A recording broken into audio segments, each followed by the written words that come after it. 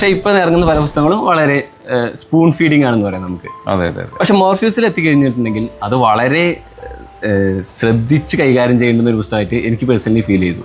അപ്പോൾ എന്താണ് മോർഫ്യൂസ്, എന്താണ് അതിൻ്റെ വിശേഷങ്ങൾ? മോർഫ്യൂസ് എന്ന് പറയുന്ന നോവല് ഞാൻ എഴുതിയത് സത്യത്തിൽ കേരളത്തിലെ ഗ്രന്ഥശാല സംഘം, അതുപോലെ തന്നെ ക്ലബ്ബുകൾ, നമ്മൾ ഒരു കാലത്തെ ചെറുപ്പക്കാർ മുഴുവനും അവരുടെ സാമൂഹ്യ വിദ്യാഭ്യാസം നിർവഹിച്ചത് ഈ ആർട്സ് ആൻഡ് സ്പോർട്സ് ക്ലബ്ബ്, അതുപോലെ തന്നെ വായനശാലകൾ, ഗ്രന്ഥാലയങ്ങളൊക്കെ ഗ്രാമീണമായ ഗ്രന്ഥാലയങ്ങളാണ്.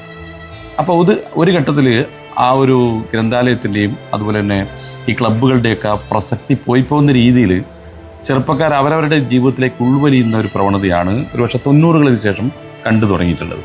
അല്ലെങ്കിൽ ആഗോളവൽക്കരണത്തിന് ശേഷമുള്ള മൊബൈലിൻ്റെയൊക്കെ അതിപ്രസരത്തിൻ്റെ ഒരു കാലത്തിൽ ഈ ഗ്രന്ഥാലയങ്ങളിലേക്കോ അതുപോലെ ക്ലബ്ബുകളിലേക്കോ ഈ ആർട്സിലേക്കോ സ്പോർട്സിലേക്കോ ഒന്നും ഗ്രാമത്തിൽ നിന്ന് വലുതാകുന്നൊരു അവസ്ഥയില്ല.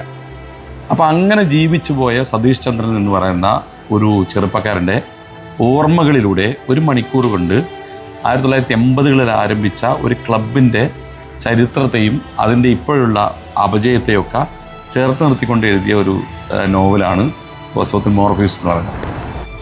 സോഷ്യൽ മീഡിയ കൂടെയും ഫോണിലൂടെയൊക്കെ അത്തരം കൂട്ടായ്മകൾ നിലവിലുണ്ടല്ലോ. അതെ അതെ അതെ അതെ. അപ്പോൾ അതിനെ പൂർണ്ണമായും നമ്മൾ ഇല്ലാതായി എന്ന് പറയുന്നതിൽ എങ്ങനെയാണ് അർത്ഥമുണ്ടാകുന്നത്? ഇല്ല, അതിൽ യാതൊരു അർത്ഥമില്ല. കാരണം ഇപ്പോഴും ചെറുപ്പക്കാർ വളരെ സജീവമാണ്.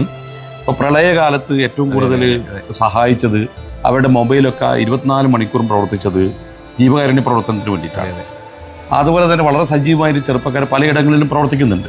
ന്യൂ ജനറേഷൻ മീഡിയയിൽ ഏറ്റവും സജീവമായിരുന്നു. ഇപ്പോൾ വായനയെ സംബന്ധിച്ചിടത്തോളം നമ്മുടെ ഗ്രന്ഥാലയങ്ങളിലേക്കോ ഗ്രന്ഥശാലയിലേക്കോ പോകുന്നില്ലെങ്കിലും അവർ ഏറ്റവും പുതിയ പുസ്തകങ്ങൾ ഏറ്റവും കൂടുതൽ കോപ്പി ചെലവഴിക്കുന്ന രീതിയിലേക്ക് വായനയോട് ഹൃദയം കൊണ്ട് കൈ കൊടുക്കുന്ന ആളുകളാണ് ചെറുപ്പക്കാർ.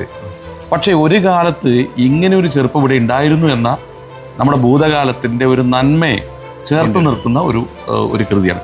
മാത്രമല്ല ഇതിൽ ഈ അടുത്ത വായനയും ക്ലബ്ബുകളൊക്കെ ഏറ്റെടുക്കുന്നത് ഇതിലെ സിദ്ധാർത്ഥ് എന്ന് പറഞ്ഞ ദീപാങ്കുരൻ എന്ന് പറഞ്ഞ 2 ചെറുപ്പക്കാരാണ്.